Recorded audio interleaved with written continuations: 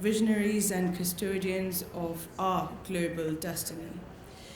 There are moments in history when nations are tested, and there are moments when civilization itself is summoned to act. We meet today, in my personal opinion, in such a moment. The world is restless, food and water systems are fragile, the climate is unrelenting. Supply chains buckle under strain and transitions. Technology accelerates beyond the reach of regulation, and the very structures of cooperation are being redefined as we stand here and gather here today.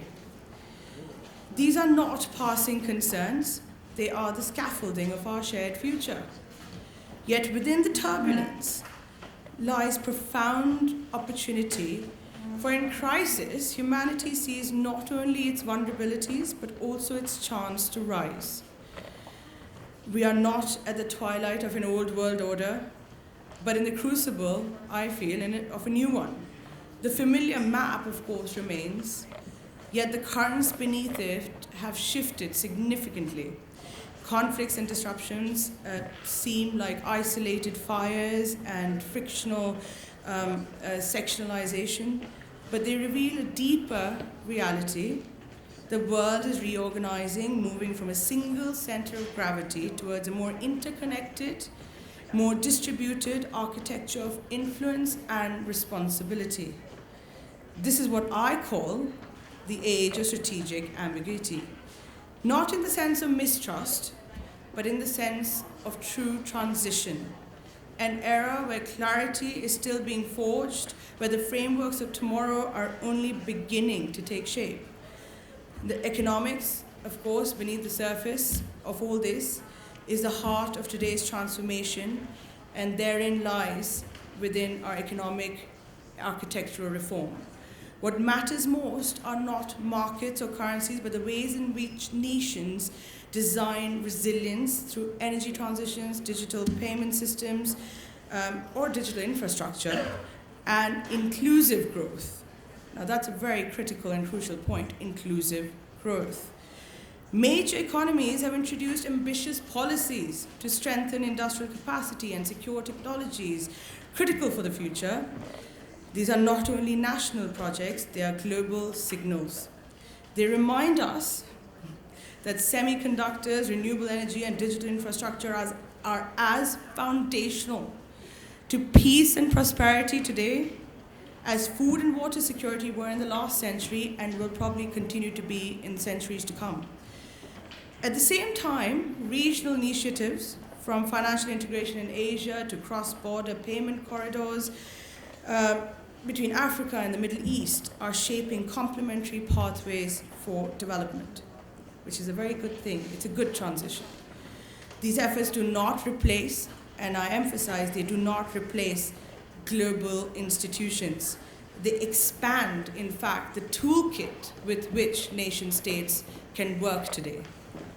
For multilateral cooperation, creating multiple entry points into shared, inclusive prosperity. I use that word again because I think it's important for us to note that the changing architecture of the world, the structural adjustments that are taking place must always, at its core, have inclusive prosperity, development, and growth. Now, when we speak of shifting polarity from hierarchies to networks, we often speak of a transition from unipolarity to multipolarity, but what we see today is way more complex. It is not simply one pole replacing another, but an emergence of networks interdependencies. What might be called archipelagos of cooperation. These clusters are not bound anymore by ideology, but shared interests in trade, sustainability, digital innovation. India, for example, participates in diverse groupings, BRICS and the Quad, the G20, and most recently the SCO, not as a contradiction, but as reflections of a new kind of sovereignty, a civilizational state, one that builds bridges rather than barriers. Other nations embody the same spirit. Indonesia advancing energy transition through critical minerals, the UAE financing innovation across continents, Brazil linking South-South corridors, cooperation with global reform. Together, these actors point not to the collapse of our pre-existing, pre-established institutions, but to their renewal through complementarity. Now, of course, there's always a little bit of hidden currents of statecraft. Behind visible negotiations and agreements lie many other layers of diplomacy. Quiet work that prevents escalation, sustains fragile peace, and ensures the continuity of everyday life. Maritime security dialogues, humanitarian corridors, climate financing initiatives, and the coordination of digital standards are not often heard in headlines. Yet they are the levers of stability. They remind us that cooperation is not always dramatic or operatic. It is frequently silent, it's technical, it's forensic, and painstaking. This is where multilateralism proves, again, in my personal opinion, indispensable. We may speak of the failures of multilateralism because to some extent it is found itself not being able to live up to the purpose of its foundation. However, no single nation can regulate, to speak of tangibles, no single nation can regulate artificial intelligence, stabilize global finance, or manage the climate transition alone. It is the patient weaving of partnerships between governments, businesses, families, family offices, and communities, private enterprises, that within this collective action, this collaborative work, can durable progress be made, and made resilient, and potentially made timeless. Well, that's the hope, anyway. The horizon before us.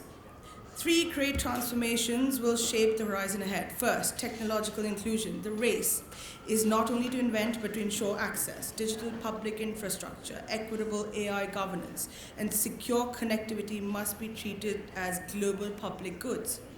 Second, climate action. The transition to sustainable energy is not only a necessity, it is an opportunity to create new industries, generate millions of jobs, and rebalance the relationship between humanity and nature. The SDGs remain our moral compass, and climate progress is central to achieving them. Third, financial architecture. While the dollar remains preeminent, new corridors, innovations are multiplying, from cross-border digital payments to regional settlement mechanisms, to state, of course, the Indian SRVOs, which have recently come into existence. These are not threats, but the chances to widen participation in global finance, reduce exclusion, and foster resilience in developing economies. Now, of course, I'm Indian, so I'm going to talk a little bit about my country, a bit biased. India's role is now of a bridge builder. History is not only being written in Washington or Beijing, not only in Moscow or Brussels, it is also being written in New Delhi, in Jakarta, in Nairobi, in Brazil. See, I'm not that biased. India today demonstrates how sovereignty can be strategy. By designing its own digital payment rails and sharing them with other nations, by advancing renewable energy alliances, by engaging with multiple forums simultaneously, India reflects a truth we must all embrace. The future will not be built by choosing sides, but by making sides work for humanity and humanity's greater good. This is not the pursuit of power for its own sake. It is a practice of stewardship, showing that leadership in the 21st century comes from offering solutions that others can join, not from imposing choices. And now, before I conclude, may I please extend a call to stewardship. My dear audience, the real contest of our time is not about who commands the largest economy or the strongest military. It is about who can imagine and engineer frameworks that safeguard our humanity.